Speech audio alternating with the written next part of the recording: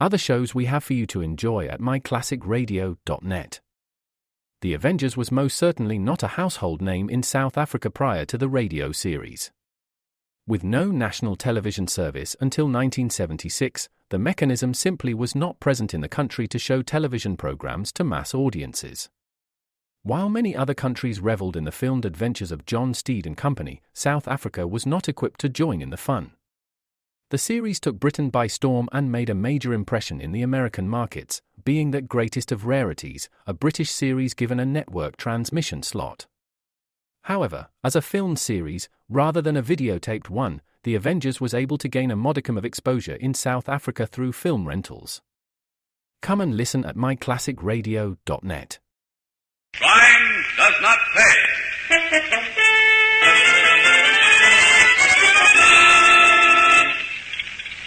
Got the dough, Eddie? Check. Not bad. All right, Moxie, let him have it. Oh, don't hit me. Moxie hit him with a gun butt. What do you think, kid? We'd ask him polite like to sit down and be quiet till we got away. But maybe he's dead. Nuts. Okay, fellas? Yeah, okay. All right, Tink, drive. But if he's dead, you'll burn for it. If he's dead, Shut up. Here's 50 for your share. That's easier, ain't it? And a lot better than fixing other people's jalopies.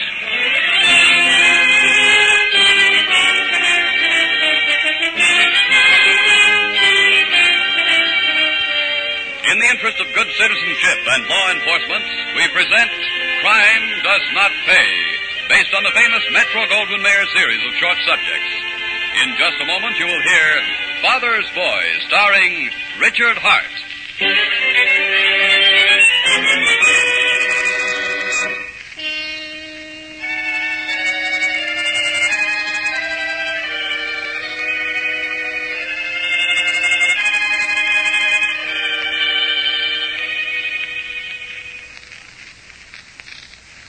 Now, Crime Does Not Pay, starring Richard Hart as Dan Tink Gilbert Williams in Father's Boy.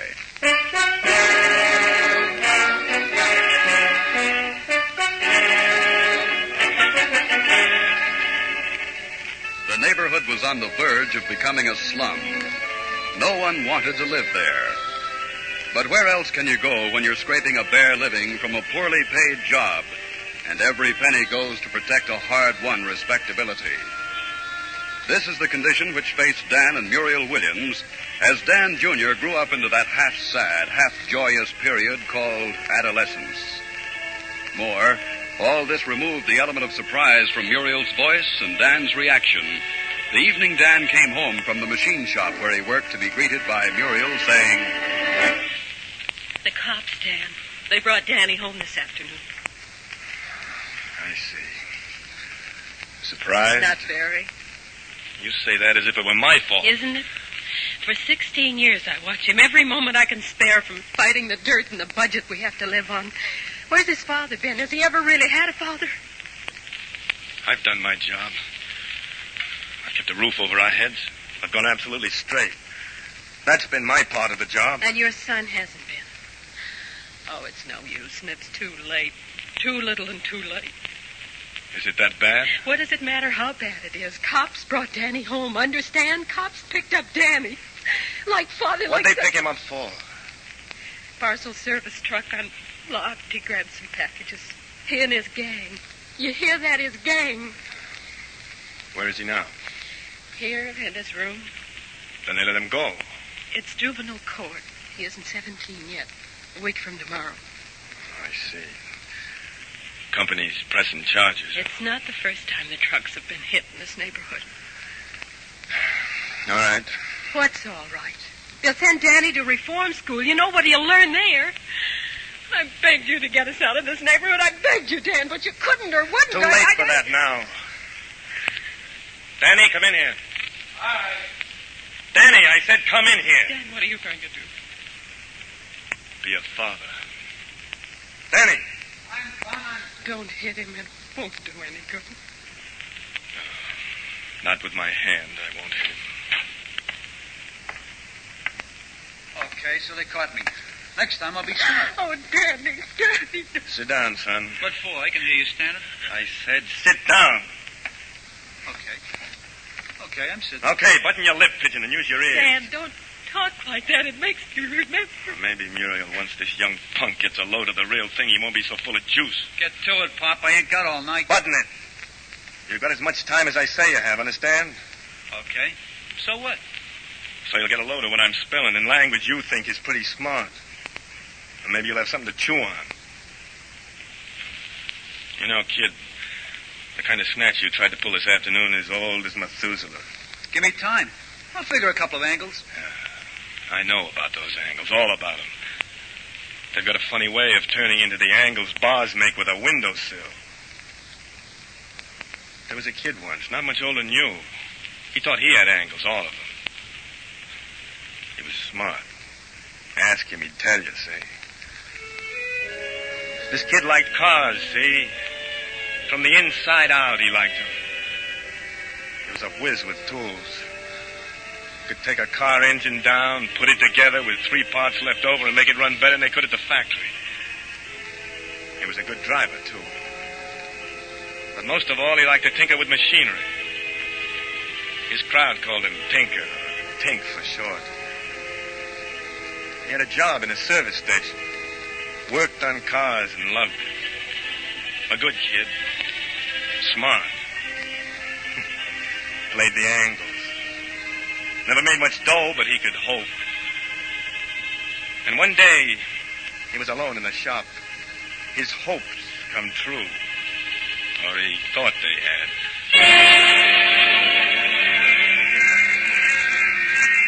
Hi, Pink. Hey. Who are you? What's the idea of sneaking up behind the guy? Save the chatter. I got a business proposition. You're Tink Gilbert. Yeah. Who told you? Little birdie sits on telephone lines and listens all day long. Trouble with the fool bird, can't keep its fool mouth shut. Can you? Depends. On what? The kind of mucilage. Also, how much... The color of mine is green. Also, it folds. How do I know you didn't draw the pictures yourself? You don't take any chances at all, do you, kid? You know, you're smart. You ought to go places. I figured the angles. Okay. Figure. Out loud. I figured... Guy walks in and calls me by name. I've never seen him before. I see a guy dressed real sharp who slings a line about stuff that folds and has a green color. Okay. Maybe it's rabbit food and maybe it's real lettuce. So first I gotta know, what's his name? The name is Carter. Gypsy Carter, on account of I got a good sunburn all the time. Gyp Carter. Yeah, I heard the name. Satisfied? Well, what do you want from me? All I know is cars. Well, I got a car. Don't run fast enough. A soup job? A trial for you. For half a C. Half a C?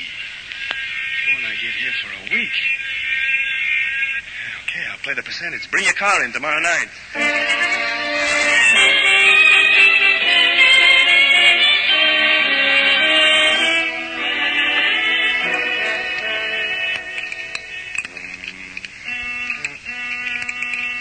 Oh, for crying out loud.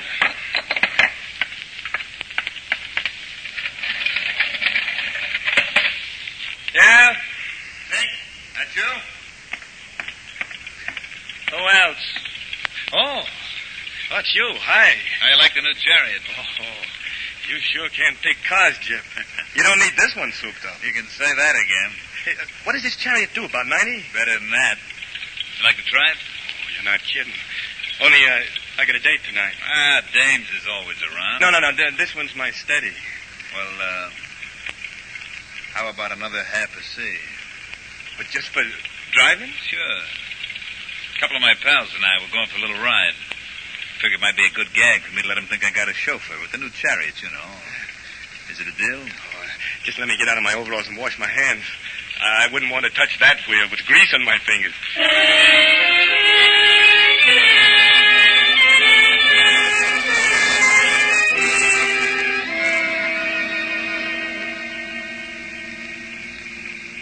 So you got a chauffeur.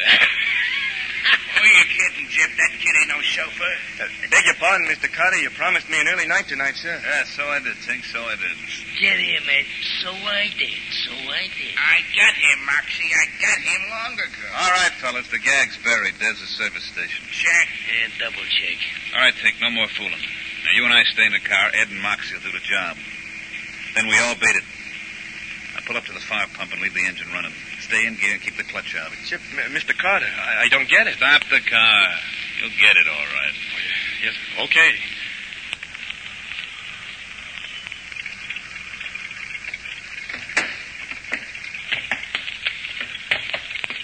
Help you, gentlemen? Yes? You can help, all right. This is a stick-up. Make like you're busy on the car. Ed, empty the till inside. Check. You can't. I'm scared of you guys. Shut up and behave. I don't carry no 45 because I want to fool a guy who's guessing my weight. Let me go. Got the door, Eddie? Check. Not bad. All right, Moxie, let him have it. No, don't hit me. Moxie hit him with the gun butt. What do you think, kid? We'd ask him polite-like to sit down and be quiet till we got away? But maybe he's dead. Nuts. Okay, fellas? Okay, Chip. All right, Tink, drive. But if he's dead, you'll burn for it. If he's dead... Shut up. Here's 50 for your share. That's easier, ain't it? And a lot better than fixing other people's jalopies.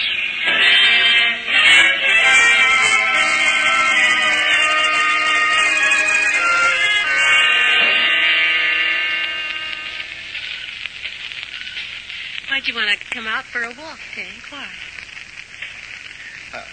I want to talk to you, Muriel. You've done something. You've done something wrong. I didn't do nothing. Our date last night, the one you postponed from Wednesday. You spent more than $50. I should have thought. Where did you get the money, Tank? I earned it. And if that's the way you're going to talk, I ain't going to say nothing. Oh, Tank, darling, you can't fool me 1 minute. Not 1 minute. You've done something and you're scared. All I did was drive. The other fellas hit him. Hit who? Well, you saw it in the papers. The gas station, the attendant in the hospital. The one with the fractured skull. Oh, Tank, not you. I didn't hit him, I tell you. All I did was drive. And I didn't even know what was going on till it happened. That's no excuse. Tank, if he dies... He won't die. And get this. I'm going to throw in with Jip Carter. Oh, no, Tank. No, Now, look, you had your fun last night, didn't you? Okay. That was Jip's dough. And I made it in 1/10 the time I could have made it legit. So I'm telling you. I'm going in with Jip, understand? Then you can forget about us. But are you nuts? We'll never get no place legit. I can build up to $500,000 a week with Jip. I don't care about the money. I don't care. I want you You honest. want me, you'll get me like I'm going to be. With money in my pocket and the pocket in a good suit. Good night, Tank. Goodbye. Muriel! Hey, what do you think you're doing? Oh, nuts. All dames are screwy. I'll show her. I didn't do nothing but drive. And I'll show her when I get my hands on some real dough. When I get my hands on some dough.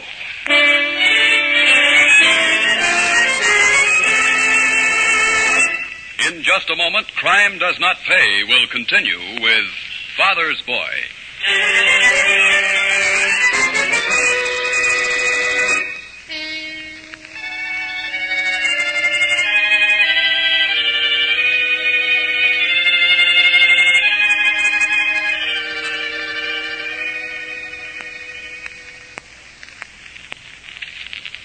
Now we continue with Crime Does Not Pay, starring Richard Hart as Dan Tink Gilbert Williams in Father's Boy.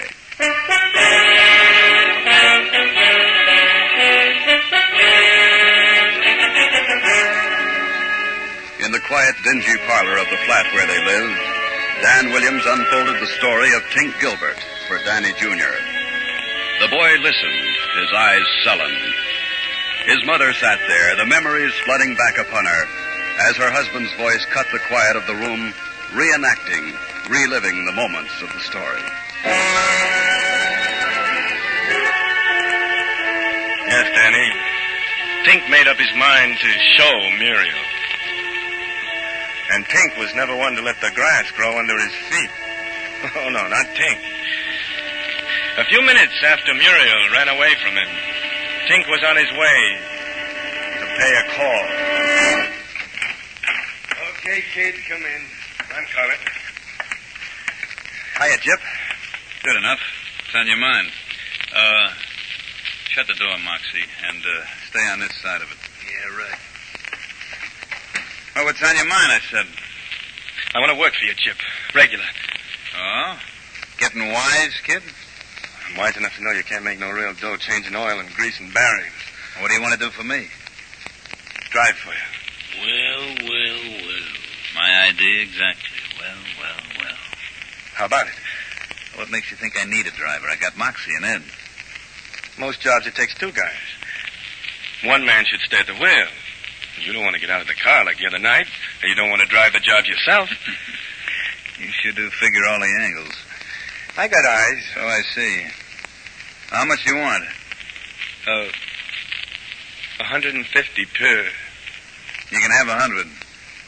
Any job we get over $1,000, you get 5% as a bonus. Okay, it's a deal.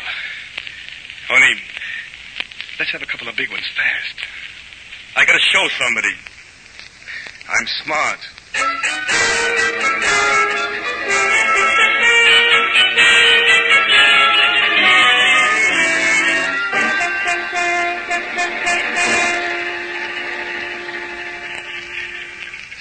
Say, Jip. Yeah?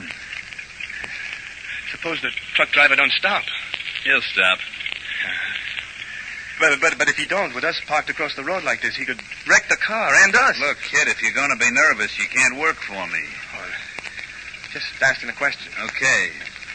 Ed and Moxie, they'll have him stopped and out of the cab long before he reaches us, see? I hope so. Hey, how they going to do it? Watch. That's our baby coming around the bend now. But he can't see us. Shut up, will you, and watch. Hey, look, they're waving flashlights. We figure everything. They got him. Okay, you. Get down out of that cab. This is a sticker. Come on, they want that truck. Get down. Hey, somebody in the back of the truck shooting. Must have been tipped. Somebody tipped them off who were set to hijack that load. Chip, they got Ed. The truck's loaded with triggers. Think you're gone. Get me money, Moxie? Yeah, the driver. I saw him bleed from the mouth. We got the driver before they knocked Ed over. Think I said drive. I can't.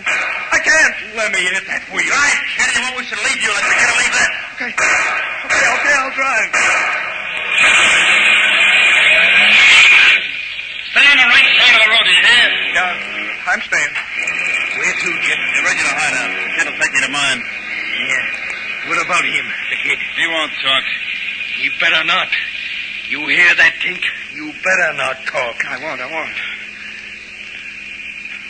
What do you want me to do?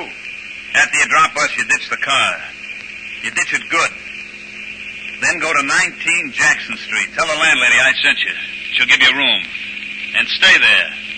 Don't even go out for a paper. Stay there till I let you know that the heat's off. There's 2 bodies back there. The cops ain't gonna let this one get filed.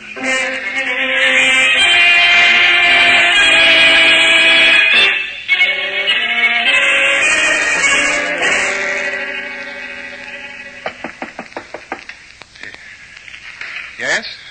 That you, Tink? Yeah. I gotta see you. Let me in.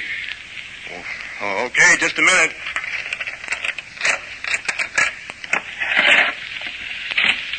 Okay, Gilbert, keep your hands in sight. Who are you? I thought you were Jip. You sounded like him. The name is Johnson. You want to see my badge? Cops. That's right. You got nothing on me. We ain't enough to throw the book at you. Now get your hat. We're leaving. Leaving? For where? Headquarters, Gilbert. We got some questions we think you know the answers to. I don't know nothing. I didn't do nothing. Stop it, Gilbert. You're in that hijack killing up to your neck. Now get going. Or do I have to call the boys from the squad car?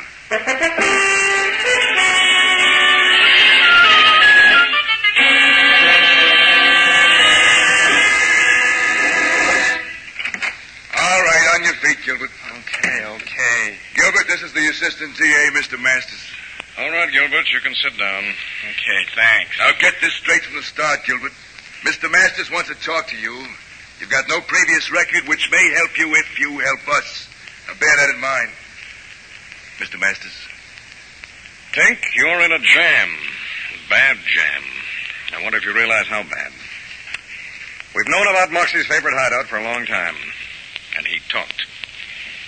Moxie says you fired the shot that killed the driver of the truck while he was running away from the shooting. That's a lie. I never touched a gun in my life. It makes no difference, Tink. You'll fry anyway. I'll fry?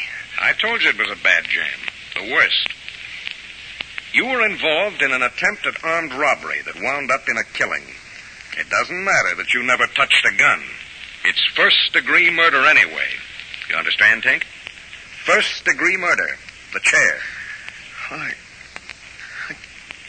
guess I didn't figure that. You can't figure all the angles, Gilbert. Not on your side of the fence. But you can, if you want to, come over on our side. You want me to squeal like Moxie? We want you to tell the truth. You understand? Just tell the truth, and you won't fry. The chair isn't a very comfortable place, Tink. The death house is even worse. No, I can't sing. You've got to, or you're through. You're not a tough criminal, Tink. Not yet, anyway. But if you play this the wrong way, you'll never be anything. You won't even be alive. Oh. All right. I'll do like you say. I got it, I guess. That's the boy. All right, get the steno in here, Johnson. No, wait a minute. Before we do that, let the girl in for a few minutes. We still got a few hours to hold him. Yeah, I know. But let the girl in. The one whose name is Muriel. She's been outside since the papers came out this morning. We'll give her a break on this deal, too.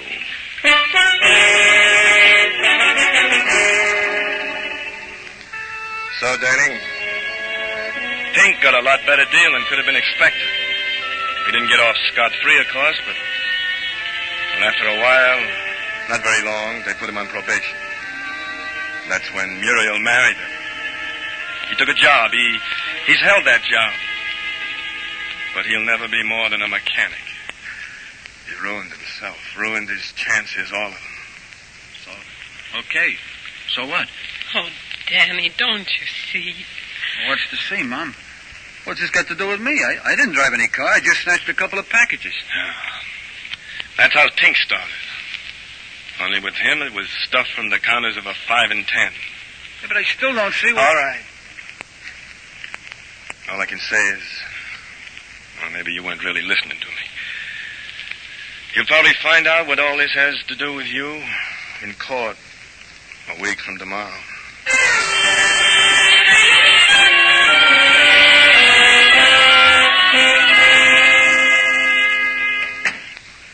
So this is the Williams family.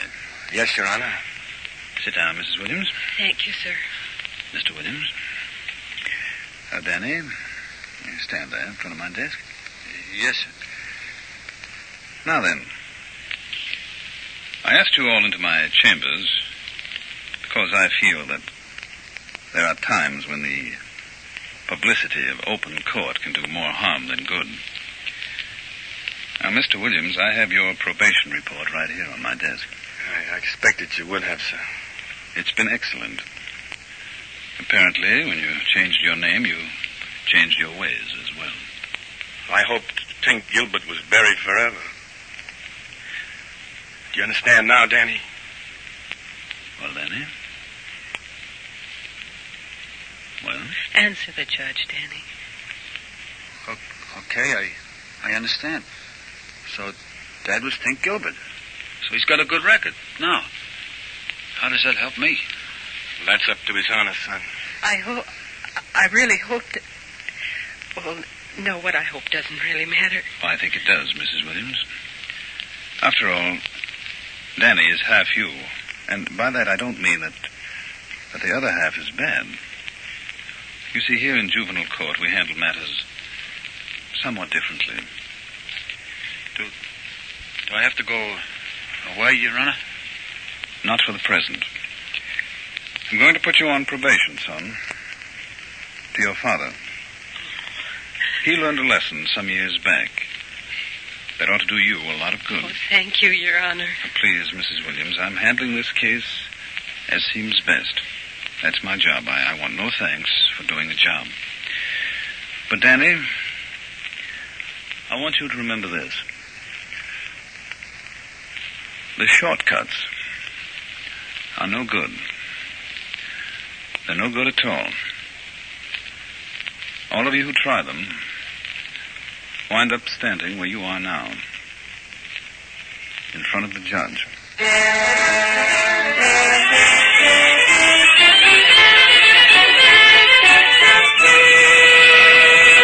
Crime does not pay.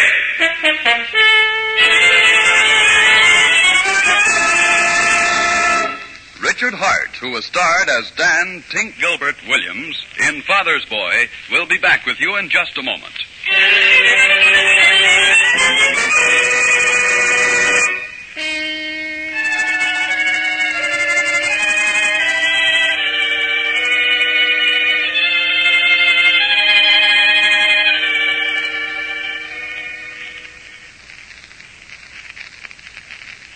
Now, here in person is Richard Hart.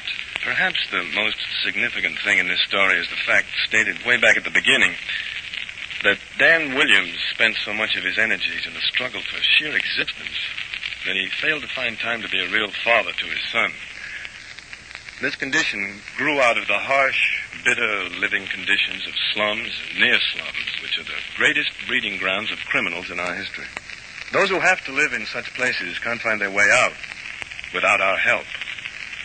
Our help through the interest we take in making our cities and towns better, cleaner places to live in. True, this costs money, but in the end it will cost far less than is spent every year to fight the crime of which these conditions are the cause. For all of us, not only for the criminal, it holds true that crime does not pay. Thank you, Mr. Hart.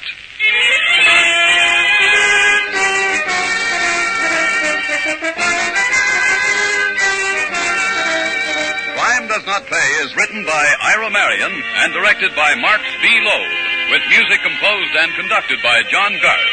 Technical advisor is Burton B. Turkis. This is Bob Williams speaking. The events, characters, and names used in the story you've just heard are fictitious. Any similarity is purely coincidental.